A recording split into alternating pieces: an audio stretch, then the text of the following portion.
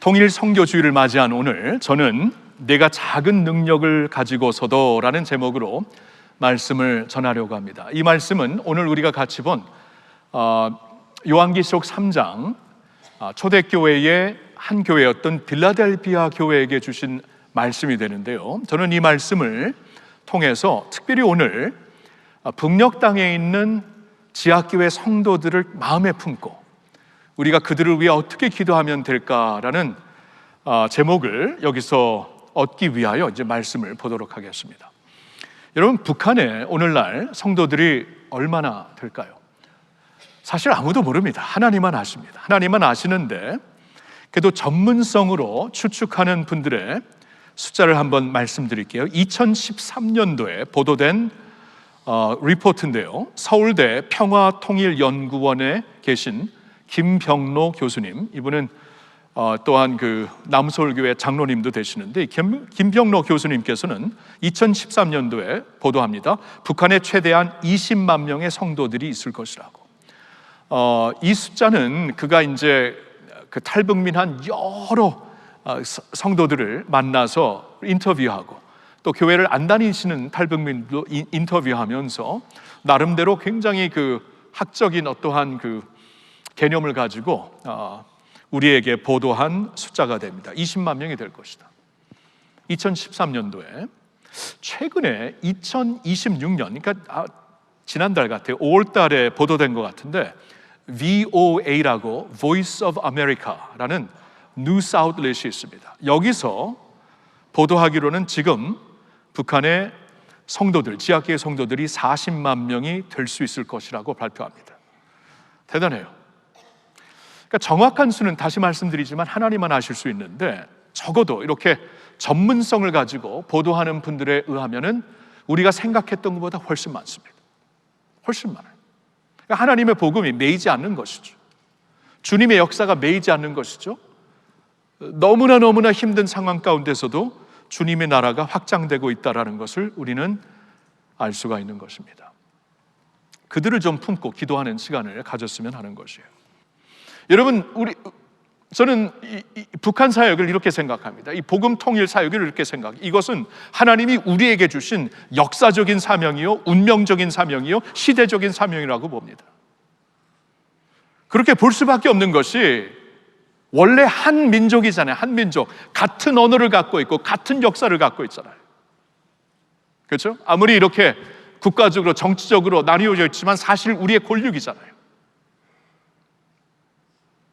역사적인 운명, 이들을 우리가 품고 기도하는 것은 하나님이 허락하신 역사적인 사명, 그리고 운명적인 사명. 우리가 뭐 원해서 한국인으로 태어났습니까? 한반도에서 태어났습니까? 하나님의 섭리 가운데 그렇게 되었으면은 그들과 하나님께서 연결시켜 주신 것이다. 하나님의 섭리 가운데 운명적인 사명으로 주신 것이고 시대적인 사명이 아닙니까?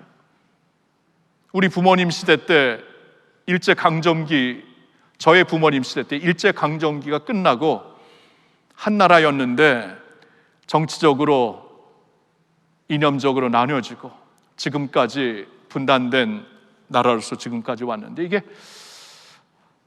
그러면 우리가 외면할 일일까요? 아니면 이 시대적으로 하나님이 우리에게 허락하신 사명일까요? 저는 후자라고 봅니다. 그리고 특히 북한 땅에 적으면 20만 명, 많으면 40만 명의 성도들이 있는데, 그들은 우리의 형제들이 아닙니까? 믿는 자들은 다 주 안에서 형제와 자매가 아닙니까? 우리 형제와 자매예요. 그리고 성경을 보니까 너희 형제들의 짐을 같이 지라. 짐을 같이 지는 것이 그리스도의 계명을 성취하는 것이다 라고 갈라디아서에 말씀하고 있잖아요, 5장에. 그러면 그들과 짐을 같이 지는 것이 우리가 그리스도를 따르고 믿는 자들이 반드시 기억하고 행해야 되는 그리스도의 계명인데, 사랑의 계명인데, 형제들을 외면하고 나와 내 자식 기도하기에만 바쁘고 더 이상 기도를 안 한다면 주님이 보실 때 그 제사장과 레위인과 뭐가 다르겠어요? 강도 맞는 자들이 저기, 맞은 자들이 저기 분명히 있는데. 그런 마음이에요. 그런 마음. 그런 마음을 우리가 적어도 오늘 이 통일 선교 주간을 맞이해서 이 주일을 지나면서 우리가 우리 자신을 한번 돌아보면서, 내가 정말 북한을 왜 기도 안 했구나, 북한에 있는 성도들을 왜 기도 안 했구나, 북한에 지금 억압되어 있는 선교사님들과 가정을 위해 기도 안 했구나 라는 사실을 돌아보면서 우리가 좀 새로운 마음을 가졌으면 하는 것이에요. 자, 그러면서 그런 마음으로 저는 오늘 빌라델피아 교회에게 주신 말씀을 보는 겁니다. 자, 빌라델피아 교회는 어떤 교회인가? 2000년 전에 소아시아, 오늘날로 말하면 튀르키예죠. 그곳에 세워져 있었던 교회 중에 하나입니다. 그러니까 소아시아에 있는 7교회에게 성령님께서 이제 세례 요한을 통해 주신 하나님의 그 말씀, 하나님의 편지가 요한계시록의 이제 내용입니다. 그 중에 한 교회가 빌라델피아 교회였어요. 근데 2000년 전에 빌라델피아 교회에게 주신 말씀과 오늘날 북한에 있는 지하교회 성도들과 무슨 연결성이 있는가?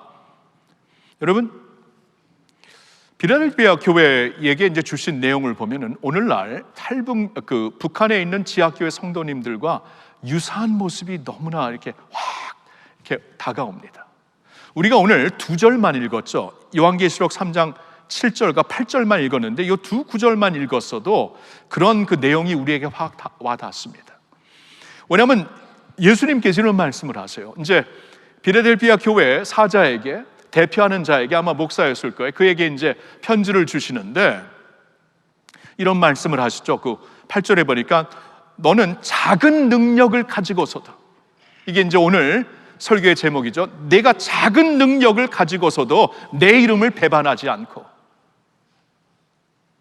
그 믿음을 지켰다 라고 말씀을 하고 있어요.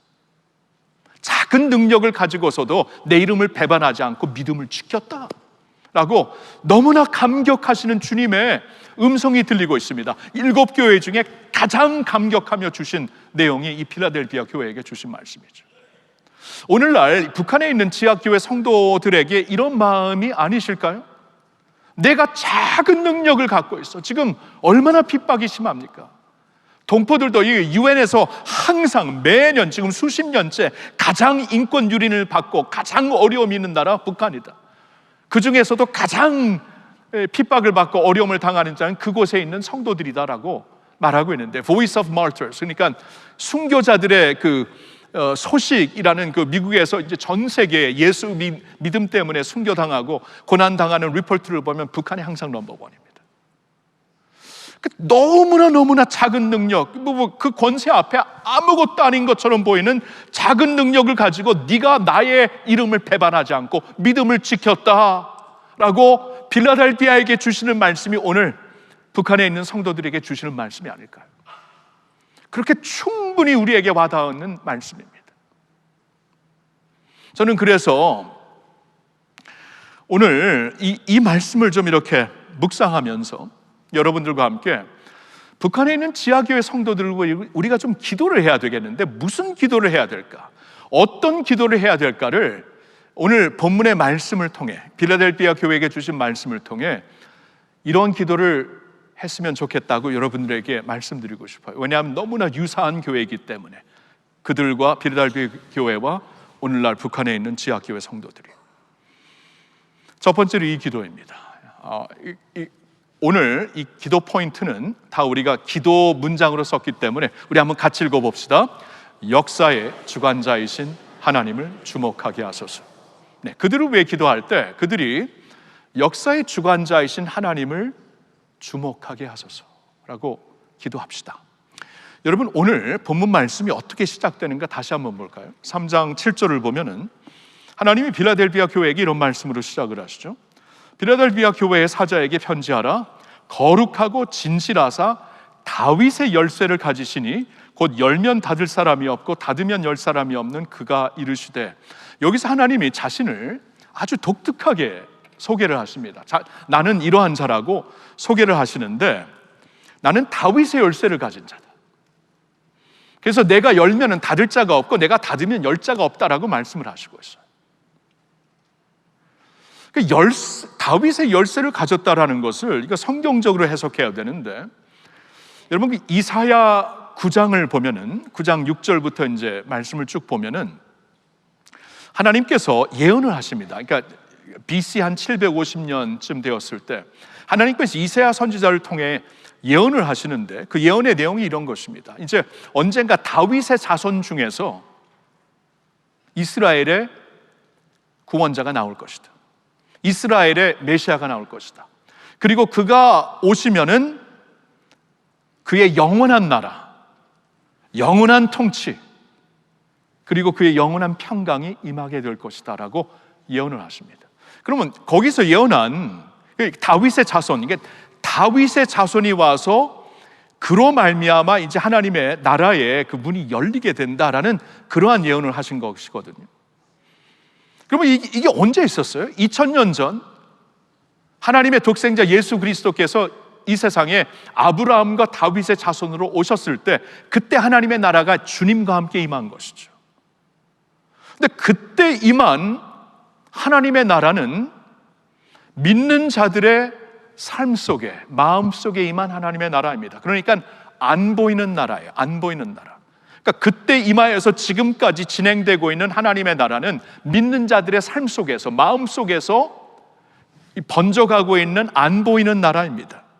왜냐하면 우리가 예수님을 영접하게 되었을 때 아까 우리가 세례받는 자들에게도 그런 질문을 했죠. 예수를 믿는 자로서 이제 예수를 주로 따를 것입니까? 주님께 모든 것을 드리겠습니까? 예수를 믿는다는 게 머리를 믿는 게 아니고 나의 삶을 드립니다, 이런 뜻이 아니겠어요? 그러니까 예수를 믿는 자들은 그분의 통치 아래 우리 자신을 드리는 거예요. 그러니까 그때부터 오늘날까지 하나님의 나라는 안 보이는 나라로서 복음을 통해, 교회를 통해 전진하고 있는 것이에요. 그래서 오늘날 복음과 주님의 교회가 온 세상에 다 있잖아요. 히말라야 산맥에 가도 있고, 남미 아마존 정글에 가도 십자가가 세워져 있고, 중동에 가도, 중동 도시에 가도 십자가가 세워져 있고, 여러분 주님의 나라가 영원하고 그의 평강이 영원할 것인데 그대로 이루어지고 있어요. 믿는 자들을 통해, 복음을 통해, 교회를 통해 그대로 이루어지고 있어요. 근데 언젠가는 그 안 보이는 나라가 보이는 나라가 될 것입니다. 이게 다윗의 열쇠예요. 이게 다윗의 열쇠. 그가 열면은 닫을 자가 없고 닫으면 열 자가 없는 다윗의 열쇠를 가지신 하나님, 무엇을 말씀하는 겁니까? 역사의 주관자가 되시는 하나님이시다, 그 말씀이에요. 그래서 이제 이 기도가 필요한 겁니다. 오늘 말씀을 보니까 다윗의 열쇠를 주신 분, 문을 여시면 아무도 닫을 수 없어요. 사람이 까불어서 어떻게 까분다고 못 닫힙니까? 안 닫혀요. 하나님이 비웃으신다고 합니다. 그리고 하나님이 닫으시면 열 자가 없다. 이러한 그 역사의 주관자가 되시는 하나님을 바라보면서 이렇게 끝까지 이 믿음을 지킬 수 있는, 이 북한에 있는 성도들이 믿음을 지키고 있지만 힘들잖아요. 어렵잖아요. 두렵잖아요. 근데 역사의 주관자가 되시는 하나님을 바라보면 두려움이 사라지고 다니엘처럼 높이 계신 하나님을 찬양하면서 끝까지 그 믿음으로 승리하게 될 줄로 믿습니다. 두 번째로 이런 기도를 드립시다. 우리 같이 읽어볼까요? 하나님이 사랑하신다는 증거를 확인하며 살게 하소서. 우리 이제 지하교회 성도들을 위해 기도하면서 이 기도를 드렸으면 해요. 오늘 본문 9절, 우리가 9절까지는 안 읽었지만 9절을 보면은 필라델피아 교회에게 이런 말씀을 하십니다. 보라, 사탄의 회당 곧 자칭 유대인이라 하나 그렇지 아니하고 거짓말하는 자들 중에서 몇을 내게 주어 그들로 와서 내 발 앞에 절하게 하고 내가 너를 사랑하는 줄을 알게 하리라. 지금 하나님이 엄청난 말씀을 하시고 있죠. 지금 이 필라델피아 교회를 박해하고 있는 무리들은 유대인들이었어요. 그 지역에 살고 있는 유대인들이었습니다.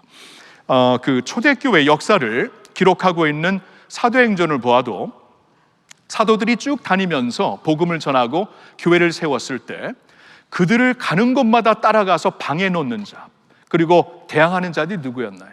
유대인들이었죠. 유대인들. 하나님은 그들을 가리켜 자칭 유대인들이라고 합니다. 자칭. 진정한 유대인이 아니다. 왜냐하면 하나님이 보시기에 진정한 유대인이라면은 하나님의 아들, 하나님의 메시아 예수를 믿었을 것이거든요. 왜냐하면 예수님의 12 제자들도 유대인들이었어요. 첫 초대교회인 예루살렘 교회도 절대 다수가 유대인들이었습니다. 아마 100%였을 거예요. 유대인들이었어요. 왜냐하면 진짜 유대인들이라면 구약 성경을 믿는 사람들이 아닙니까? 근데 구약 성경의 말씀에 모든 예언과 모든 율법을 풀이해 보면은 한 분에게로 흐르고 있거든요. 한 분에게로.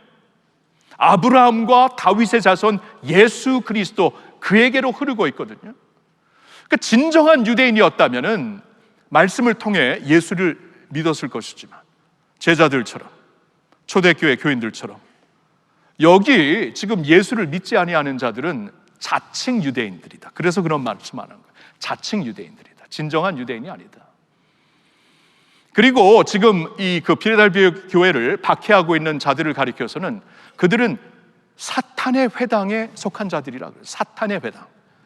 진정한 유대인들이 아닐 것뿐만이 아니라 지금 주님의 교회를 핍박하고 믿는 자들을 막 죽이고, 이러한 일은 마귀 사탄이 이렇게 영향을 주어서 하는 일이기 때문에 그들은 사탄의 회당에 속한 자들이다 라고 말씀을 하고 있는 거예요. 근데 하나님이 무슨 말씀을 하시냐면, 지금 빌라델피아 교인들에게 그런 자들 중에서도 몇 사람이 너희들 앞에 나와 무릎을 꿇고 절하게 될 것이다 라고 말씀을 하세요. 엄청난 말씀을 하십니다. 그러니까 그들 중에서 너희들이 믿는 예수를 그들도 믿게 되어서 너희들 앞에 무릎을 꿇고 사죄를 하게 될 것이고, 너희들과 함께 주님을 경배하는 날이 오게 될 것이다 하고 약속을 하세요. 엄청난 약속을 하십니다. 그런 일이 어떻게 일어날 수 있겠어요? 이거 불가능한 일입니다. 근데 하나님은 불가능을 가능케 하시는 분입니다. 맞습니까? 불가능을 가능케 하시죠. 그러니까 하나님이 그렇게 하시겠다. 여러분, 바울이 그런 자가 아니었어요? 바울이 예수를 믿기 전에 사울이었죠. 그의 이름이 사울. 사울은 앞장서서 교회를 핍박하는 유대인이었습니다. 유대교 중에서도 유대교인이었어요. 앞장서서 예수 믿는 자를 잡아 죽이려고 했던 자였는데, 사기가 항상 그냥 가득 차 있는 자였는데, 어느 날 하나님의 능력으로 살아계신 예수님을 만나잖아요. 살아계신 하늘의 하나님 우편에 계신 예수님을 만나게, 부활하신, 고꾸라지잖아요. 고꾸라 자빠지잖아요. 자빠져가지고, 아니 내가 지금 핍박하고 있는 예수가 살아계신 하나님의 아들. 그러니까 완전히 회심을 합니다. 그리고 예수에 미친 자가 되잖아요. 그리고 남은 인생을 자신의 목숨을 드리는 순간까지 예수의 복음을 전하다가 죽잖아요. 그게 사도 바울의 스토리가 아닙니까? 우리가 지금 그의 편지를 지금 금년에 디모데 전서 후서에서 보고 있잖아요. 하나님이 하시는 거예요. 이 불가능을 가능케 하십니다. 하나님이 그렇게 하시겠다. 근데 그렇게 하실 때에는 분명히 내가 너를 사랑하는 줄을 알게 되리라. 내가 너를 사랑하는 줄을 알게 되리라. 그러니까 이거예요. 사울이라는 사람이 회심하고 예수를 믿게 되었을 때 사도행전을 보면 처음에 성도들이 깜짝 놀라서 아니 그 사람 분명히 이 가면을 쓰고 우리를 죽이려고 오는 겁니다. 안 받으려고 했는데 하나님이 그때 이제 바나바와 그리고 그 아나니아 같은 사람을 붙여갖고 초대교회에게 이렇게 증명시켜 주잖아요. 진짜 예수를 믿은 자라. 그래서 나중에 이 사람이 진짜 예수 때문에 변화된 사람이구나 깨닫게 되었을 때 성경을 보면 큰 위로를 받았다고 나와 있어요. 큰 위로를. 하나님이 이 핍박 가운데 우리를 버리지 아니하셨다. 우리를 앞장서서 핍박하는 자를 예수 믿게 하시고, 우리로 하여금 이제 우리와 함께 복음 사역을 위해 목숨을 건 자로 만들어 주셨다. 하나님의 사랑을 친히 체험한 것이에요. 그래서 위로를 받습니다. 그거예요. 그거. 기도를 느끼는 거예요. 우리가 기도를 하면 그들이 느낄 거예요. 하나님이 우리를 잊지 아니하셨구나. 우리를 사랑하시는구나. 그리고 그 사랑으로 새 힘을 얻게 될 것입니다. 여러분, 로마서 8장에 뭐라고 말씀하시죠? 누가 우리를 그리스도의 사랑에서 끊으리요? 환난이나 공고나 박해나 기근이나 적신이나 위험이나 칼이랴. 기록된 바 우리가 종일 주를 위하여 죽임을 당하게 되며 도살당할 양같이 여김을 받았나이다 함과 같으니라. 그러나 이 모든 일에 우리를 사랑하시는 이로 말미암아, 우리를 사랑하시는 이로 말미암아 우리가 넉넉히 이기느니라. 그분이 나를 사랑하시면 이걸 확인하면 넉넉히 이겨요. 여러분도 그렇습니다. 여러분도 하나님이 나를 사랑하신다, 나를 버리지 아니하셨다. 이 모든 위기 가운데, 이 병 가운데, 이 아픔 가운데, 이 막막한 가운데 하나님이 나를 잊지 아니하시고 나를 사랑하신다. 이것만 여러분 확인하면 여러분 넉넉히 이기게 될 줄로 믿습니다. 북한 성도들도 마찬가지. 이걸 느껴야 돼요. 그래서 이렇게 기도를 하셔야 돼요. 하나님의 사랑을 확인하며 증거하며 살게 해달라고. 네. 한 가지 더 봅니다. 이렇게 기도해 주세요. 우리 같이 읽어볼까요? 예수님 한 분으로 충분한 것임을 늘 경험하게 하소서. 예수님 한 분으로 예수님이면 충분합니다. 이걸 경험하며 살 수 있도록 기도를 해 주셔야 돼요. 여러분, 빌라델비아 교회에게 주신 말씀으로 다시 돌아오는데, 7교회에게 주신 그 내용 중에 가장 퍼스널한 내용입니다. 가장 퍼스널, 가장 이렇게 그 개인적인 가슴으로 전하는 말씀이에요. 제가 몇 군데를 읽어볼게요. 8절에 예수님이 말씀하십니다. 내가 내 앞에 열린 문을 두었으며, 그리고 8절에 계속 말씀합니다. 내가 네 행위를 아노니. 9절에 말씀하십니다. 내가 너를 사랑하는 줄을 알게 하리라. 10절에 말씀하십니다. 내가 또한 너를 지켜. 11절에 내가 속히 오리니. 여러분, 이 빌라델비아 교회에게 주시는 말씀은 명확해요. 메인 메시지가 내가 너를 잃지 않았다. 내가 너와 함께한다. 내가 너를 지켜준다. 내가 너로 인하여 기뻐한다. 내가 내 자신을 너에게 주겠다. 그러니까 예수님과 이 성도들의 이 긴밀한 관계, 남편과 아내의, 신랑과 신부의 긴밀한 관계, 교회와 예수가 그런 관계가 아닙니까? 그런 관계로 쓰여진 편지예요. 쓰여진 편지. 그렇다면은 이제 이거죠. 가장 중요한 것이, 그러면 신랑 되시는 그분이 나와 함께 하신다면 그분으로 내가 충만해지고, 그리고 그분이면은 충분하다라는 것을 깨달으면은, 빌라델비아 교회야, 너희가 아무리 힘들고 아무리 어려움이 있고 아무리 박해를 당할지라도 능히 견뎌낼 수 있다. 믿음의 면류관을 끝까지 지킬 수 있을 것이다. 이런 말씀을 주시는 거예요. 그러니까 저와 여러분이 그렇게 살아야 돼. 이게 우리가 세상에서 잡는 게 참 많은데 결국 잡을 분은 예수님뿐이에요. 근데 오직 예수님만 남았구나, 이걸 아는 순간 예수님이면 충분하다. 예수님이면, 오직 예수님이면 다 된다라고 깨닫게 되시기를 예수님의 이름으로 축원합니다. 그걸 왜 기도하세요? 그래야 안 넘어져요. 그래야 여러분, 오늘날 사망의 음침한 골짜기로 다니고 있는 사람들이 이 북한에 있는 이 지하교회 성도들보다 누가 있겠어요? 누가 더 사망의 음침한 골짜기로 매일매일 살고 있겠어요? 북한에 있는 성도들보다 누가 더 원수의 목전에 항상 두려워 떨고 있겠어요? 그렇죠? 그러나 그런 가운데서도 네가 나의 이름을 배반하지 않고 믿음을 지켰다. 왜요? 아무것도 없고 예수님만 있는데, 예수님만 있으면 되는 거예요. 이걸 깨달은 거예요. 지금까지 그래서 왔으면 앞으로도 예수님으로, 한 분으로 충만하여 살 수 있도록 그들을 위해 기도해 주시기를 부탁드립니다. 다시 돌아옵니다. 누가 강도 맞은 자의 이웃이 되겠느냐? 당연히 우리가 돼야죠.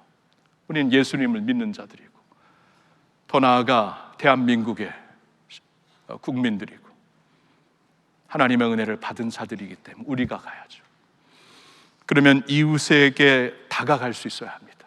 지금은 물리적으로 다가갈 수 없지만 기도로 다가갈 수 있어요. 북녘 땅에 있는 형제 자매들을 위해 기도로 다가갈 수 있습니다.